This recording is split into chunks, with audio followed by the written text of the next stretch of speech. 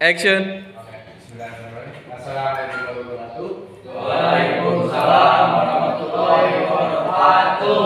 Selamat pagi. Pagi. Oke. Di sini kayaknya siapa? Iya. Itu pindah dulu deh. Teman-teman sebelum belajar maka baiknya kita berdoa untuk cari masing-masing mulai.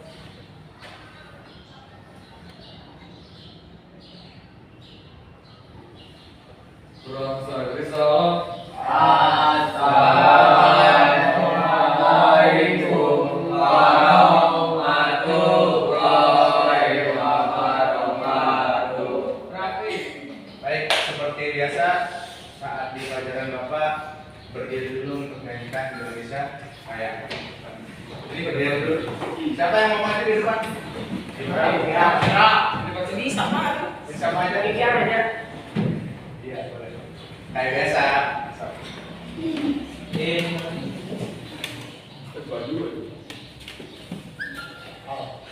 Mulai, sok. Dua, tiga. Indonesia tanah airku, tanah tumpah darahku. Di sanalah ku berdiri, jadi pandu ibuku. Indonesia kebangsaanku, bangsa dan tanah airku. Marilah kita berseru, Indonesia bersatu. Hiduplah tanahku, hiduplah negeriku, bangsaku, rakyatku semuanya. Bangunlah jiwanya, bangunlah badannya, untuk Indonesia Raya. Indonesia Raya, merdeka, merdeka, tanahku, negeriku yang ku cinta. Indonesia Raya, merdeka, merdeka, hiduplah Indonesia Raya. Indonesia Raya, merdeka, merdeka, tanahku, negeriku yang ku cinta. Indonesia Raya, merdeka, merdeka, hiduplah Indonesia Raya. Duduk lagi. Ya, tepuk tangan. Jadi kenapa Bapak selalu menekankan untuk teman-teman menyanyikan Indonesia Raya? Yang pertama harus ada jiwa nasionalisme kita terhadap negara kita. Kita menghargai jasa para pahlawan yang sudah tiada. Kita sebagai penerusnya, bagaimana cara menghargainya? Minimalnya kita menyanyikan Indonesia Raya setiap hari. Dan untuk kehidupan sehariannya kita belajar untuk mensukseskan negara kita lebih maju lagi, agar tidak menjadi negara yang berkembang terus, kalau bisa menjadi negara yang lebih maju. Ya, baik, sebelum masuk ke teori, izin memperkenalkan diri juga, atau udah jangan? Ya, udah tahu ya. Ya, sedikit saja, nama saya Mas Tony ya, dari UPI. Seperti biasa nanti kita lanjut pembelajaran pada hari ini tentang Jangan Sorong. Sebelum ke materi Jangan Sorong, kita absen dulu.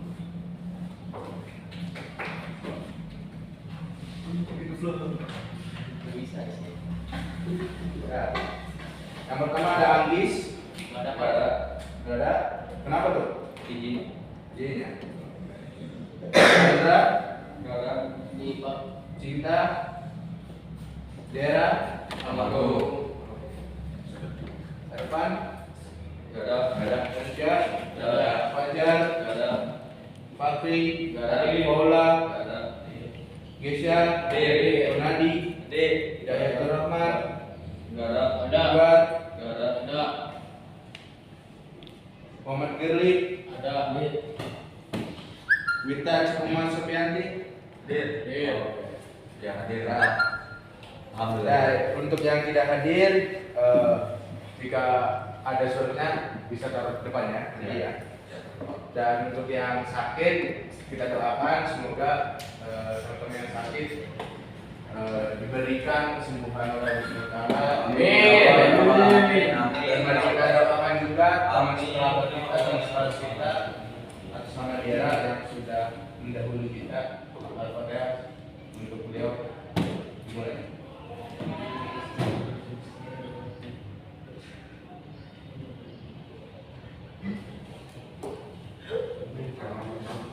Ya. Baik. Selanjutnya kita akan masuk ke materi. Sebelum masuk ke materi, ada yang sudah pernah lihat jam sorong? Ya, ada. Seperti ini? Ada yang sudah pernah pakai atau melihat? Pernah. Nah, ya. Nanti kita bahas sedikit tentang materi jam sorong. Nah, di sini teman-teman bisa lihat di depan ada PT Bapak. Ya, di sini ada yang mau membacakan? Boleh, mangga. Loh, jangka sorong adalah salah satu alat ukur yang dapat digunakan untuk mengetahui panjang diameter luar dan diameter dalam sebuah bentuk benda tertentu. Jangka sorong juga bisa digunakan untuk mengukur kedalaman lubang atau ruang tertentu. Seperti tabung, perlu digarisbawahi bahwa meskipun bisa mengukur diameter bentuk benda, namun jangka sorong hanya diperuntukkan untuk mengukur benda-benda yang ukurannya relatif kecil. Ya, terus sekali. Ya, terima kasih atas pengurangannya. Ya, itu yang tadi yang dipaparin oleh saudara Chandra. Dan ada sedikit tambahan juga untuk ketelitian jangka sorong sendiri itu ada 0,2-nya dan juga 0,5. Dan dari definisi tadi itu sudah sangat jelas sekali ya. Untuk apa sih itu jangka sorong? Ya benar ya, biar ada gangguan.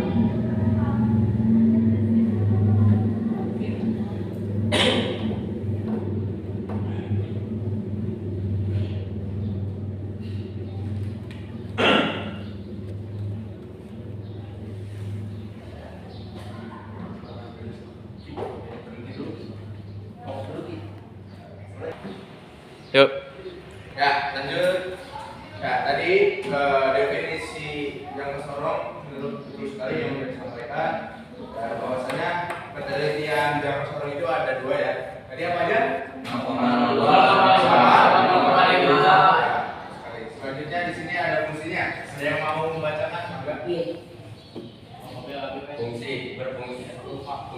Berfungsi untuk mengukur suatu benda dari sisi luar dengan cara DAP.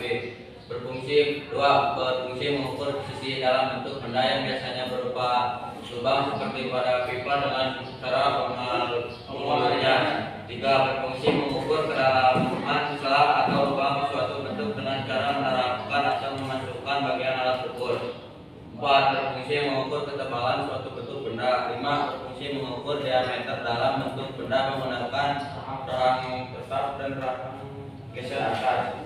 5. Berfungsi mengukur kedalaman suatu bentuk benda menggunakan tangkai ukur bagian bawah, misalnya kedalaman tabung, lubang kecil atau perbedaan tinggi yang relatif kecil memiliki dan skala, yaitu skala utama dan skala medium. Baik. Terima kasih saudara. Sama. Ya, terima kasih saudara Rama sudah memaparkan fungsi-fungsi dari jangka sorong itu sendiri. Di sini ada 6 fungsi ya, tadi sudah dibacakan. Dan 6 fungsi itu konkret ya teman-teman. Jangka sorong itu fungsinya adalah ini, dan itu bisa diaplikasikan saat teman-teman praktek atau mengukur suatu benda yang dimana ukurannya tidak melebihi dari ukuran jangka sorong itu sendiri. Baik, selanjutnya di sini ada jenis-jenis. Nah, untuk jenis-jenis jangka sorong di sini ada 4 ya. Yang pertama itu ada jangka sorong analog ataupun manual. Ini yang manual. Kalau analog di sini ada LED-nya. Otomatis. Terus ada lagi jangka sorong digital. Kalau jangka sorong digital juga ada LED dan berapa lagi.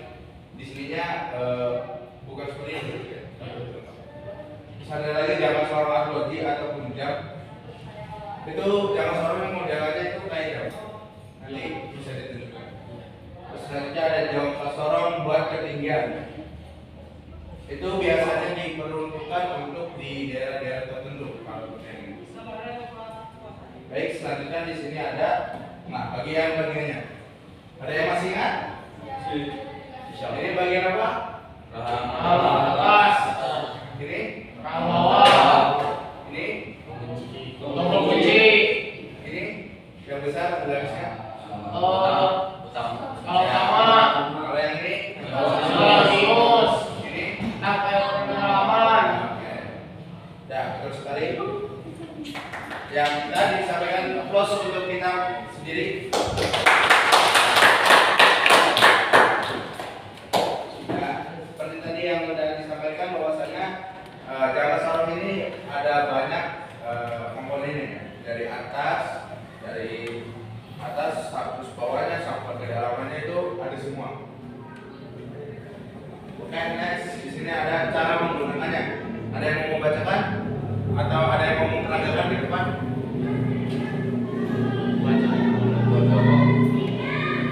Boleh. Yang pakai bacaan. Cara menggunakan.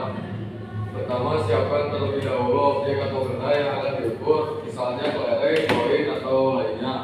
2. Setelah itu buka rahang, geser pada jangka sorong ke bagian setelah kiri sampai benar-benar rapat agar bisa menghasilkan ukuran yang akurat.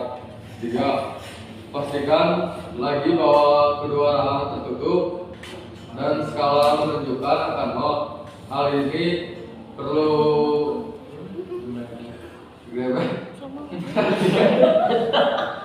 perhatikan agar tidak terjadi kesalahan pengukuran atau biasa disebut zero error. Kendurkan pada bagian baut pengunci dan tarik rahang geser setelah kanan sampai benda yang ingin diukur bisa sesuai ditempatkan di antara dua rahang tersebut. Setelah itu diletakkan benda antara dua rahang atau pastikan kembali bahwa posisinya sudah sesuai dan tepat. Tarik bagian rahang geser ke sebelah kiri sampai mengapit benda yang akan diukur, kemudian putar buat mengunci sampai terdengar buat suara klik. Setelah itu perhatikan garis yang terhimpit antara skala atas dan bawah dan skala radiusnya. Temukan angka yang menyambungkan lurus dengan garis skala radius tersebut. Nah, itulah hasil pengukuran yang diperoleh dengan cara menjumlah kedua angkanya, maka itulah diameter benda yang dicari. Tarik ya. Jadi sedikit saya peragakan ya teman-teman. Jadi cara penggunaannya yang tadi sudah disampaikan itu betul sekali. Jadi saya akan sedikit mencontohkan. Yang pertama pastikan penguncinya bisa digunakan.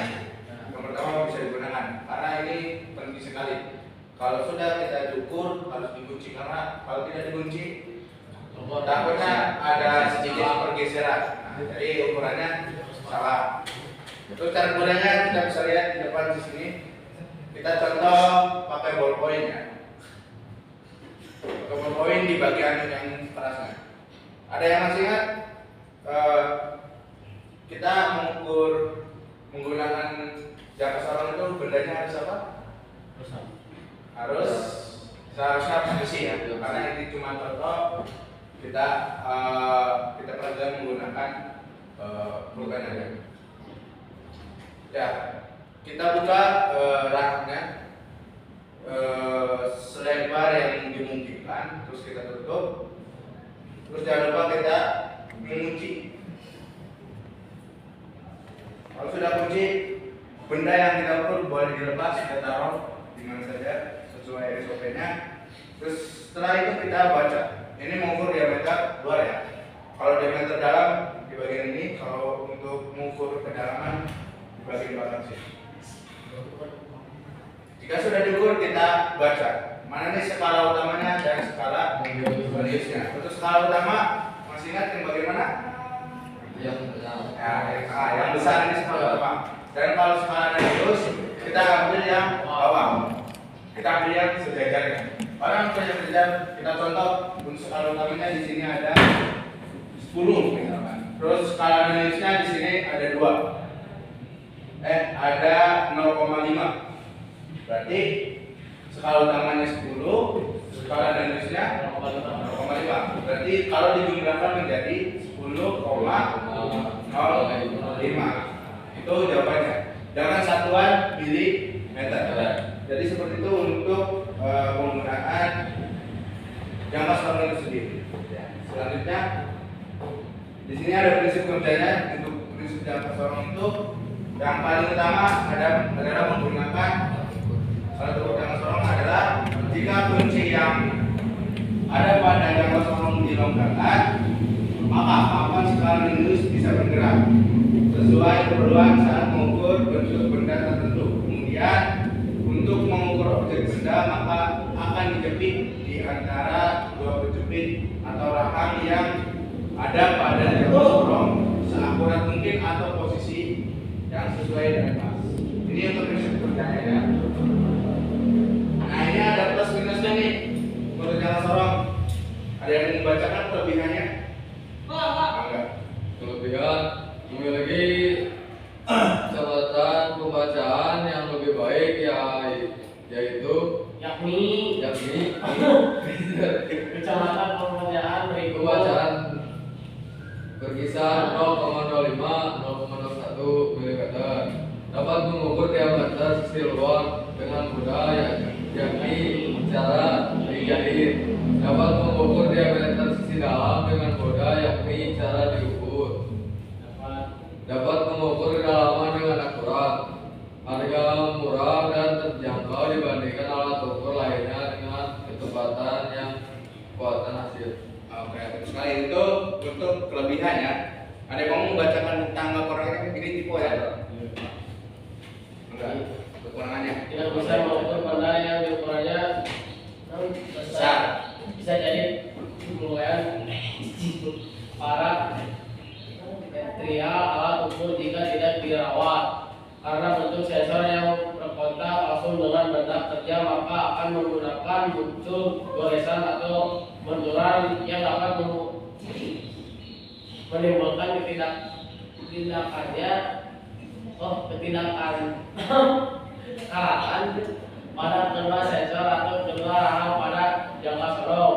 Jika memutuskan untuk memberi jangka sorong karena kebutuhan penggunaannya, maka perlu juga memperhatikan perawatan alat ukur ini. Cara menyimpan yang salah bisa aja memungkinkan jangka sorong menjadi memuai atau menyusut.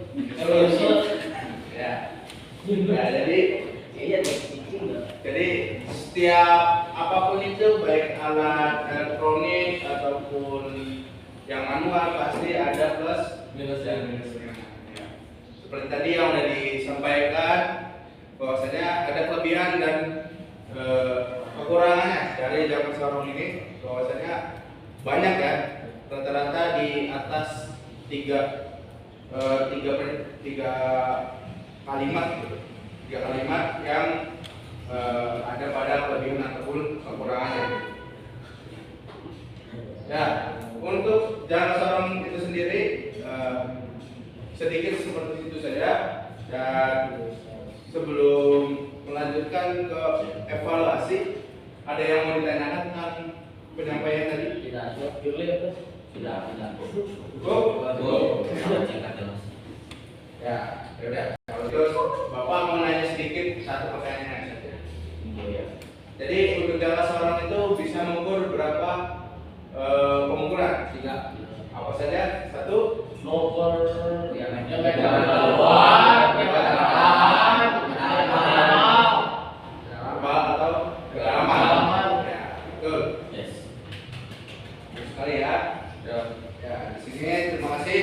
Silakan mungkin teman-teman ada pertanyaan karena mungkin di sini malu, ya, bisa hubungi saya di email ataupun di IG saya, dan WA juga boleh, tinggal WA aja di grup ada. Ya, sebelum lanjut ke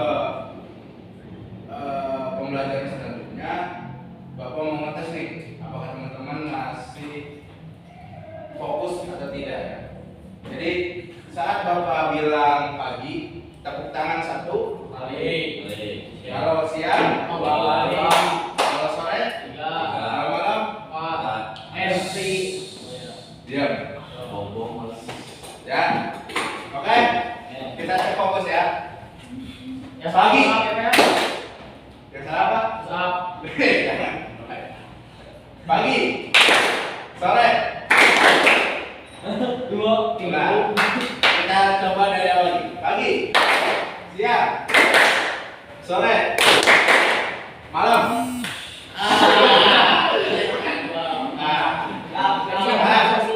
Perhatikan kalau pagi, siang, sore, malam. Nah, ulang ya. Pagi, siang, sore, malam. Ulang lagi. Pagi, sore, siang, malam. Nah, oke. Sudah siap ya? Kita melanjutkan ke evaluasi ya. Nah, ini ada melek.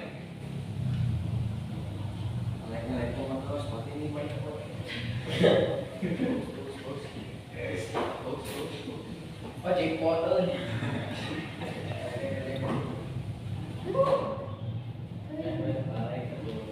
Fokus.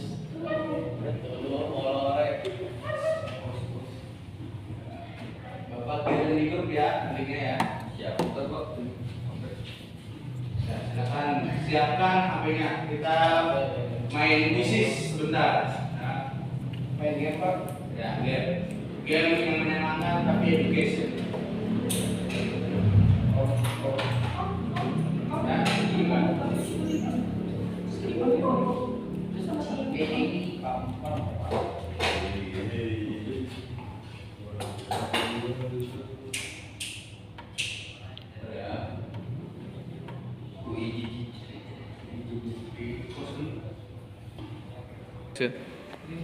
Ya, silakan untuk masuk ke linknya. Bisa masuk sekarang. Ya, bisa. Wah, sini sudah ada Heja. Ya, silakan. Sedikit kok, hanya 14 ini pertanyaan.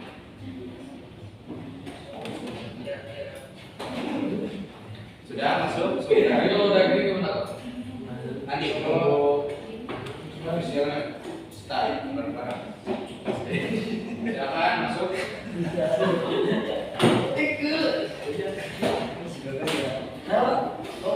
Nanti untuk waktunya 10 menit ya.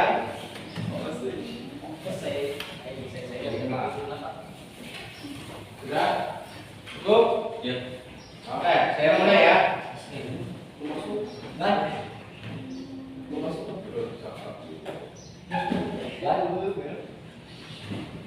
Saya ada 5 orang. Ada 1, 2, 3, 4, 5, 6. Udah mulai ya? Kita mulai ya.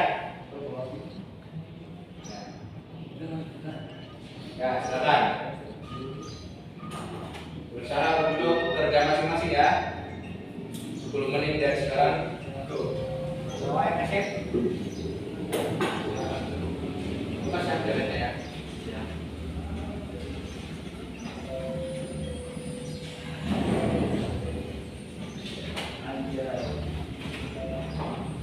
Bangga. Anda boleh bangga.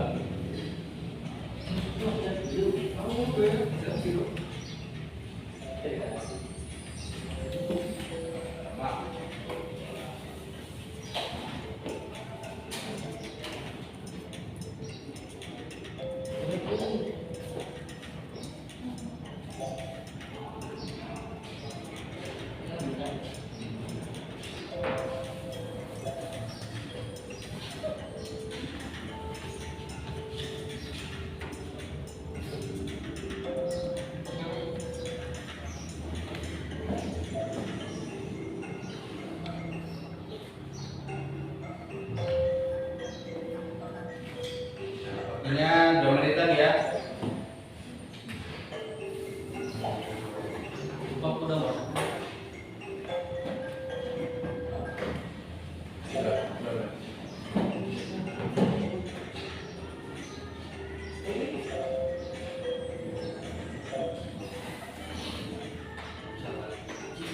Kamu mendahului. Duluan. 1 menit lagi. Dia kagok 2 menit.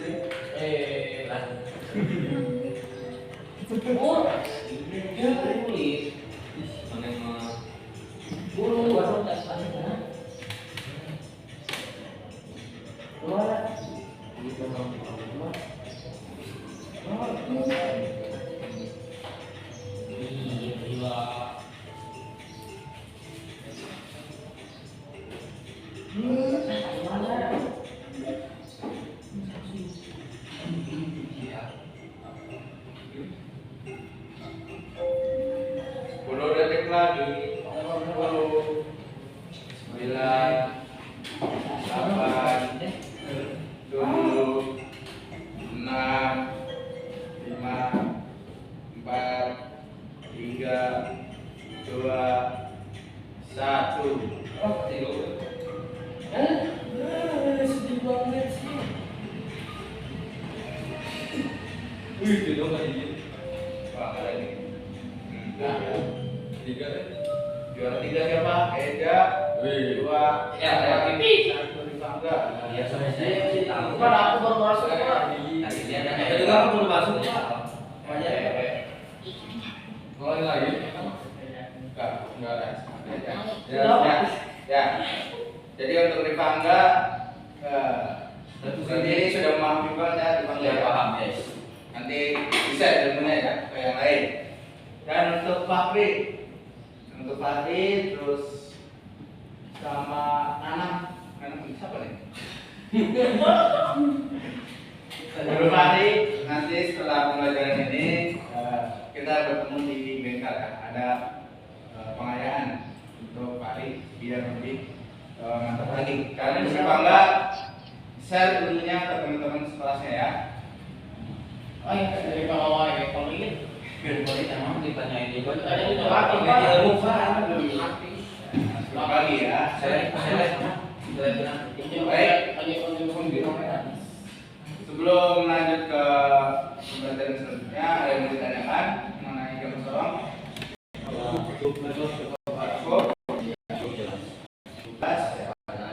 Cukup tahu. Nah, sebelum ditutup, Bapak ingin menyampaikan sesuatu hal yang penting untuk teman-teman. Yang pertama,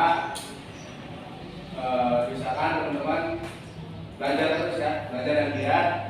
Ya. Tujuannya buat apa? Bukan untuk orang lain. Ya. Diri sendiri. Pada akhirnya untuk diri sendiri.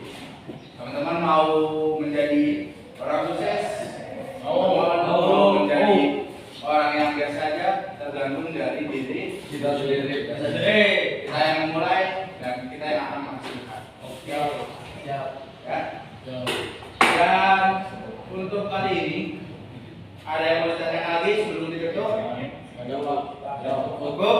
Kalau cukup, terima kasih banyak dan untuk minggu depan tolong dicapai kita akan praktek ya, akan praktek nanti memakai baju bengkel ya. Hari. Bengkel minggu depan sesuai harinya hari Jumat ya. Hari Jumat kita di sana di bengkel kita praktek mengenai jangan sorong ya. Coba Pak. Besok. Ya, cuma minggu depan. Ya. Kan? Nanti kita coba praktek ya. Nanti kita coba praktek dan semoga teman-teman yang tidak hadir bisa hadir dan semoga yang sakit disembuhkan dan disembuhkan. Amin ya Allah ya Allah. Amin. Baik. Ada yang bertanyakan sebelum tutup? Tidak. Cukup. Oke, cukup.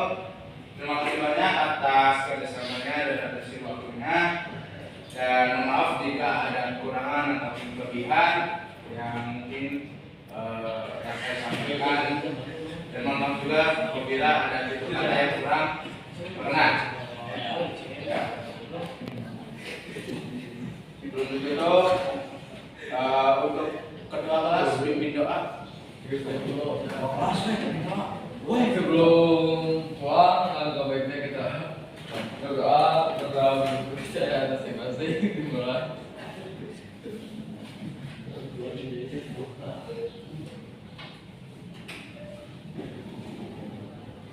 Berdoa selesai. Beri salam.